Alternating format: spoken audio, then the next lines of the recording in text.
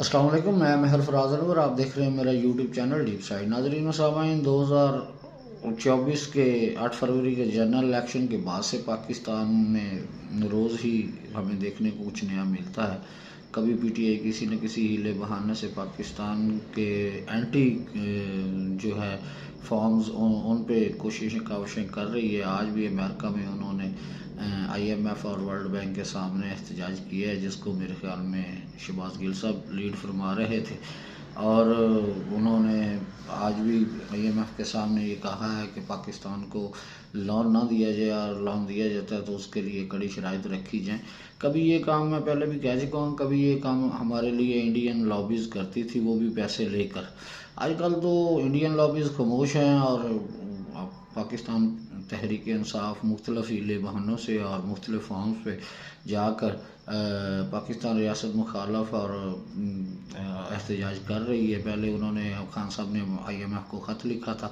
اس کے جواب میں آئی ایم ایف نے ان کو انکار کر دیا تھا اور کہا تھا کہ ہم تو جسٹ لون دینے والے ہیں، اور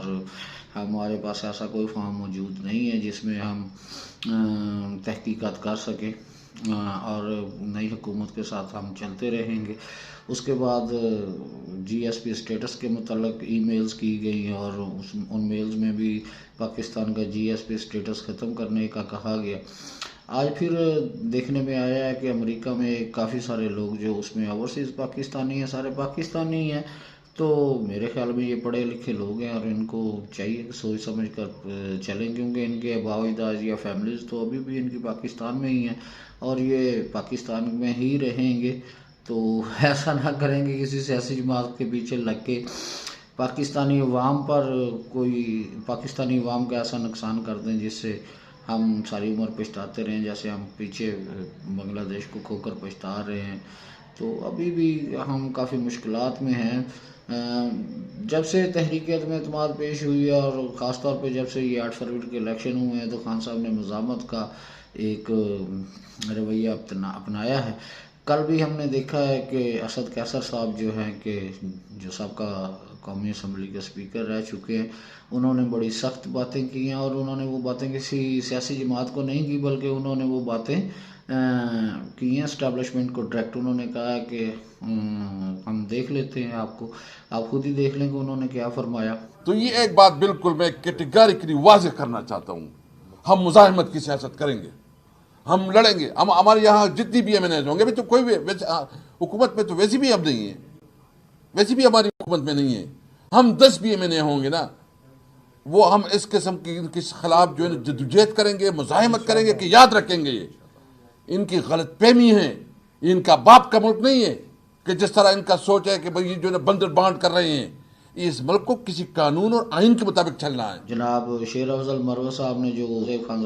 خانزادہ صاحب کے پروگرام میں انہوں نے پی ٹی آئی کی رہی کسر نکال دی، اور انہوں نے بلیم کیا کہ ہمارا یہ فیصلہ غلط تھا کہ ہم نے جو سنی اتحاد کونسل کے ساتھ الحاق کیا اور اس میں ضم ہوئے، تو اس سے ہمیں مخصوص نشستیں بھی نہیں ملی، اور ہم نے یہ فیصلہ ہمارا سراسر غلط تھا۔ تو پی ٹی آئی کے اندر بھی ایک انتشار کی سی کیفیت ہے، پی ٹی آئی کے اندر بھی۔ تو اب جو ہے کہ آج علی ظفر خان صاحب نے بھی بات کی ہے، اور علی ظفر خان صاحب نے بڑے ڈھکے چھپے لفظوں میں انہوں نے کھل کے بات تو نہیں کی، لیکن انہوں نے فرمایا ہے کہ یہ ہمارا فیصلہ غلط تھا، اور جو پشاور ہائی کورٹ سے ان کے خلاف فیصلہ آیا ہے، اس کے بعد تو پی ٹی آئی میں کافی مایوسی چھائی ہوئی ہے، اور آنے والے دنوں میں وہ کیا حکمت عملی اپناتے ہیں یہ تو دیکھنے والی بات ہے۔ لیکن ویسے ہی پی ٹی آئی والے بیانیہ بنانے میں جیسے ماہر ہیں، ویسے ہی یہ آئی ایم ایف والے خط کو بھی وہ سوشل میڈیا پہ ڈیفینڈ کر رہے ہیں، اور ایسے بنا کے پیش کر رہے ہیں جیسے ایک وہ بہت بڑا کارنامہ انجام دے دیا خان صاحب نے، کہ آئی ایم ایف کو خط لکھ کے۔ یہ ہمارے اپنے پاکستانیوں کو ہی نقصان ہے، اس میں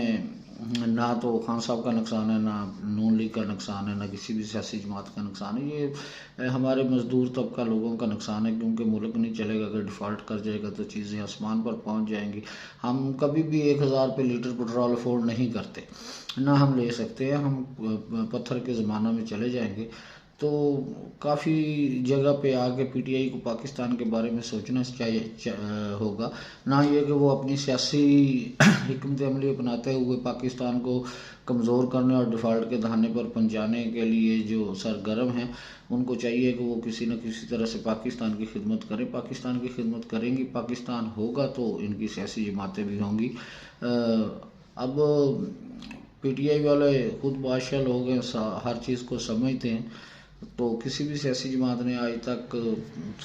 इक़्तिदार से अलग होने के बाद इस तरह नहीं किया जिस तरह पीटीआई की जो हिकमत अमली है।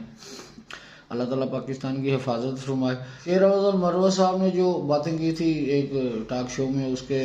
एंटी जाके अहमद रज़ा काज़मी साहब काफ़ी गर्म हुए हैं और उन्होंने एक ट्वीट भी किया। उन्होंने कहा है कि हम तो नहीं गए थे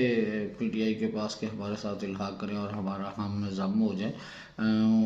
बात भी ठीक है अहमद रज़ा काज़मी साहब की, क्योंकि वो एंटी इस्टेब्लिशमेंट होकर और तमाम मुखालफ क़ुव्वतों के मुखालफ होने के बावजूद उन्होंने पीटीआई को अपने अंदर ज़म किया। और अहमद रज़ा काज़मी साहब ने फरमाया कि अगर मेरा मुँह खुला तो इनको मुश्किल हो जाएगी। अहमद रज़ा काज़मी साहब अपनी जगह पर ठीक हैं, शेर अफजल मरवा साहब अपनी जगह पर ठीक हैं, लेकिन ये तब तक हो नहीं सकता, पाकिस्तान भी नहीं चल सकता, ना तहरीक इंसाफ चल सकती है। तहरीक इंसाफ वालों को पाकिस्तान के बारे में सोचना होगा और तमाम सियासी जमातों के साथ मिलकर बैठकर काम करना होगा। अगर ये पोजीशन नहीं होती तो पाकिस्तान और तहरीक इंसाफ दोनों मुश्किल में होंगे और पाकिस्तानी अवाम इनसे ज़्यादा मुश्किल में होगी। सबको डरा कर वो अपना हुकूमत में आ जाएं, तो मेरे ख्याल में ऐसा नहीं हो सकता। बहुत से लोग, बहुत से इदारे बैठे हैं जिनको डरा कर तो नहीं किया जा सकता। वो पावर पॉलिटिक्स करना चाहते हैं तो पावर पॉलिटिक्स में तो सारी बातों को साथ लेके चलना पड़ता है। आजकल शेख रशीद साहब खामोश हैं। शेख रशीद साहब होते तो इस बात पर वो कोई अपना अच्छा वजाहती बयान दे सकते थे, लेकिन शायद वो खामोशी के चिल्ले पे हैं। मौलाना फजल रहमान साहब भी 2 दिन से खामोश हैं और हम जो इलेक्शन के बाद जो पाकिस्तानी अवाम की एक उम्मीद थी कि पाकिस्तान में इलेक्शन होंगे तो उसके बाद कारोबार चलेंगे और नई नौकरियां मिलेंगी, बिज़नेस को फ़रोग़ मिलेगा, मेरे ख़्याल में वो ख्वाब अभी अधूरा है और शायद आने वाले दिनों तक वो अधूरा ही रहे, जब तक ये पाकिस्तानी सियासी जमातें आपस में मिल बैठती नहीं हैं और मिल बैठकर रिफ़ॉर्म नहीं करती और पाकिस्तान को आगे ले जाने के लिए एक एजेंडा तय नहीं करती। उधर IMF ने पाकिस्तान को कर्ज जारी करने के लिए कड़ी शराइत रखी हैं, जिन शराइत को पूरा करना शायद काफ़ी मुश्किल होगा, लेकिन पाकिस्तान के नए वज़ीर ख़ज़ाना जनाब औरंगज़ेब साहब ने फरमाया है कि हम कोशिश करेंगे कि पाकिस्तान को इन मुश्किलात से निकाल लें और ये प्रोग्राम इस प्रोग्राम के एंड पे नया प्रोग्राम लिया जाए जो लॉन्ग टर्म प्रोग्राम होगा। अल्लाह बेहतर करे, पाकिस्तान की अल्लाह हिफाजत फरमाए। अल्लाह हाफ़िज़।